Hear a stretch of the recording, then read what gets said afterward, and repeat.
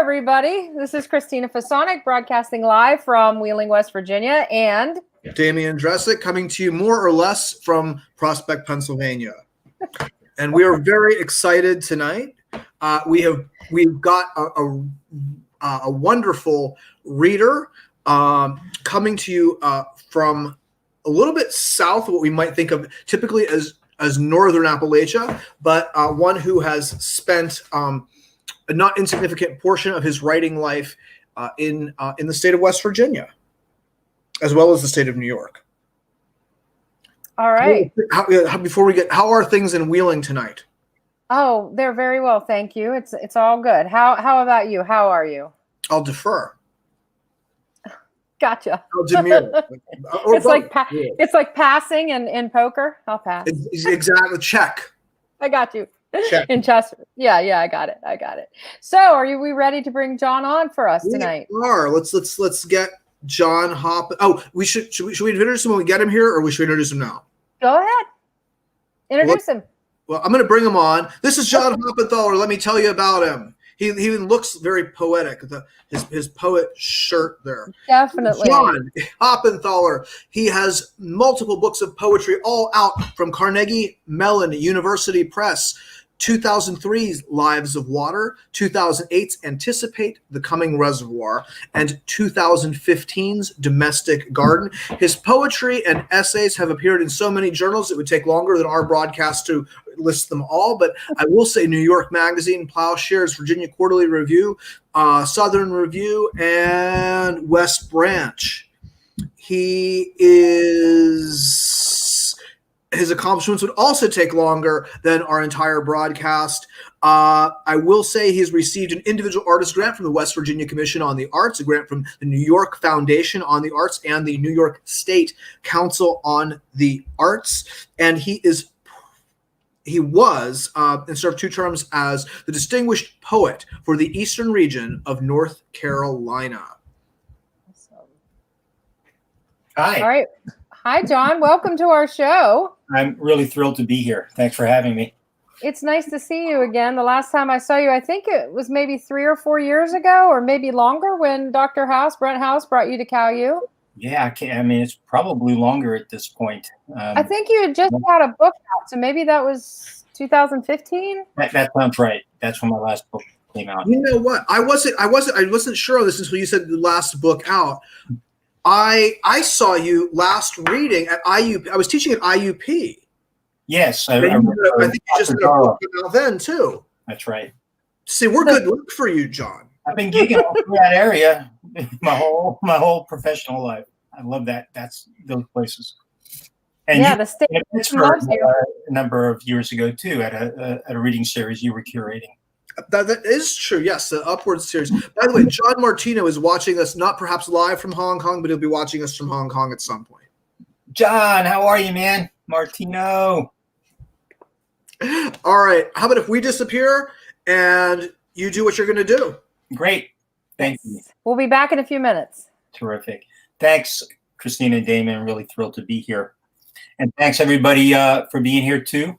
I'm going to read 3 poems tonight, and they're all new poems that I've not performed publicly. So I may struggle a bit reading them.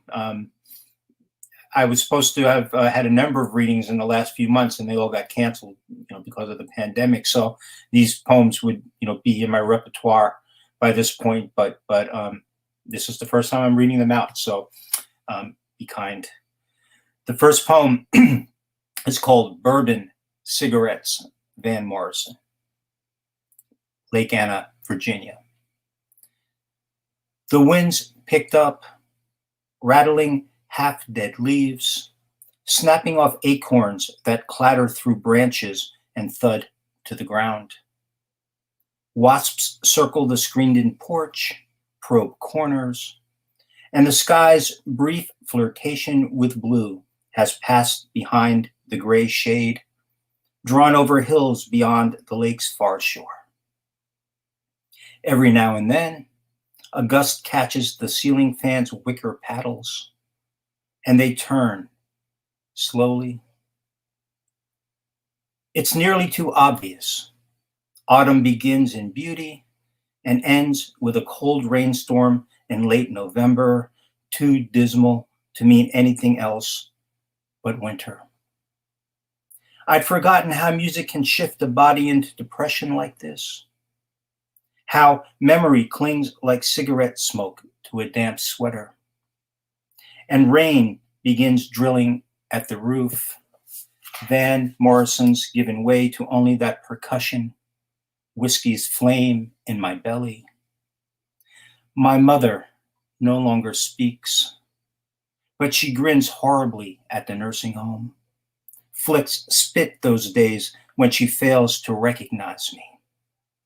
The wasps have given up. Eventually, so does the rain.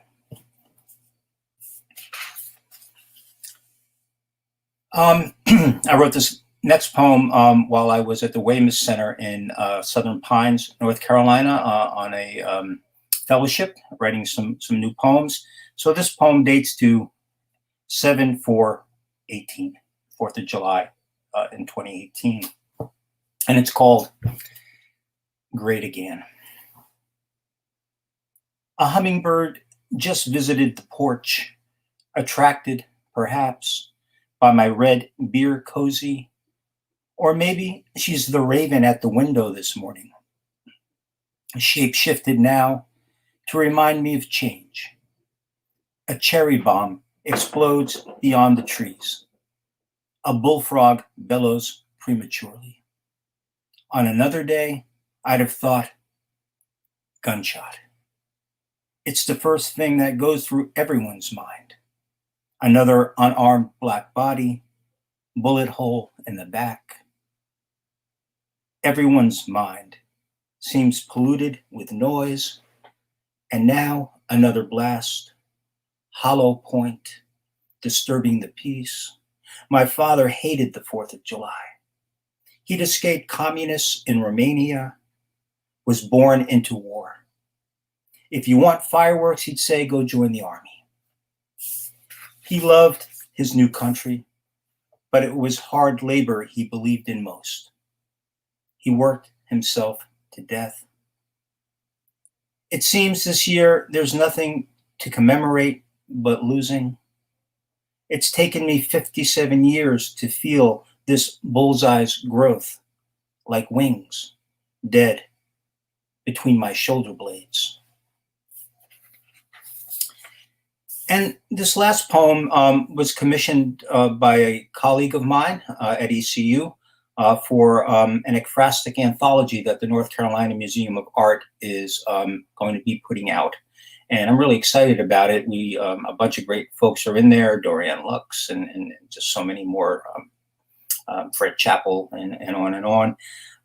It's called You Are the River. Well, it will be called You Are the River, apparently. And it's basically a collection of work that was inspired by works in the museum's permanent collection.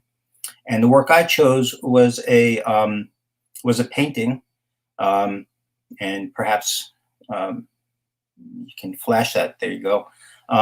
By an artist named Yvonne Helene Jacquette. And so I think having the painting up there will help you kind of. The anthology is going to have color plates, side by side with the works, which is really cool and very expensive. So I'm really psyched to have a coffee table book like that in the works. Anyway, so the painting is called Night Wing over Metropolitan Area, and so is the poem. Wing of a blackbird, wing of a crow. If I seem a vulture sometimes, on the wing, adrift toward carrion, indistinct architecture of loss, its ambience, the hydraulic whine and thud of the landing gear, absence of towers, moderate tremor of shear and turbulence. No, not buildings, only insistent light that props them up. There are corporeal bodies dissolved, enormous emptiness, which itself is full of color. Ghosts of light beyond emptiness, that which defines them, that which looms outside the frame, space between us, the pregnant darkness of our city, and a million tiny votives that oppose. The night wing hangs, sags toward you with gravity, weight of 1,000 corpses, screech of a virus, that shrill hawk as I circle in a holding pattern.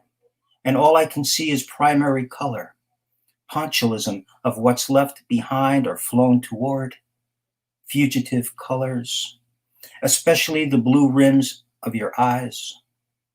I lift or descend, and it seems the same. Proximity may as well be absence. Arrival means another place has been left behind. And I'm taking off or landing to deliver what support I can. We are two dark birds together, keeping raptors at bay, there, out over the river.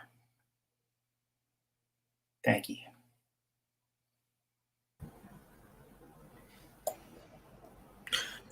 Outstanding. Thank you. Absolutely. I was thinking when you were reading the first poem about something that came across my screen earlier this week, and it's the idea of toxic nostalgia. And what does that mean? What does it imply? And your poem made me think about that again in a more in a richer, more developed way. So thank you for your reading. It was wonderful. Thanks. I just read a great quote somewhere. I heard somebody say, after childhood, all of life is memory, in some sense. And yeah, nostalgia, especially at, I'll be 60 a little bit later this month. And I've outlived my father by 3 years. And, and my mother's in a nursing home and a lot of nostalgia has been creeping into my thoughts, and then of course into some of these poems as well. Yeah, and we know from science that every time we remember something, we change it just a little bit. Mm-hmm. And so what does that mean about memory? What does it mean about reality and lived experience and all of those things that I think we all think about, especially as writers, because writing is so much about looking back.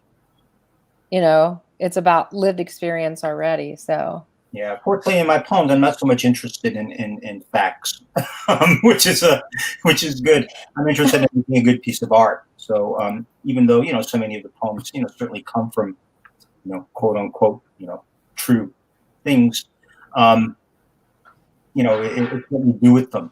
I think and you apply craft and you apply synaptic leaps and whatnot, and it becomes something other than what it really was. But what was it really? Yeah. First, right. So right. What was it really? It's like the Heisenberg principle. Once you've observed it, it's already changed.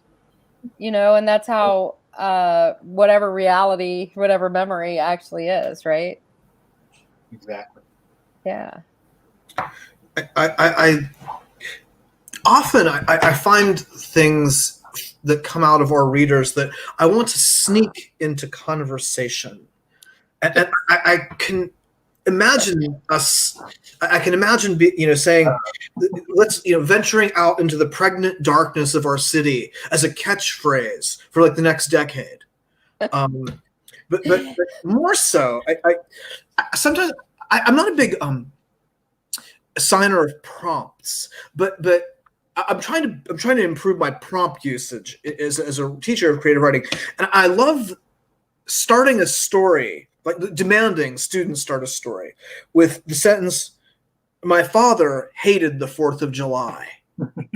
I just it seems like it's like the small end of a megaphone for a whole broad array of things. Yeah, I mean, that much is true. Although he would take us to see fireworks because clearly we were kids and we wanted to see fireworks.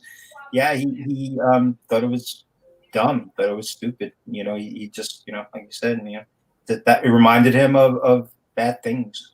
No, I totally, yeah, it makes sense to me. For sure. On some level, anyway.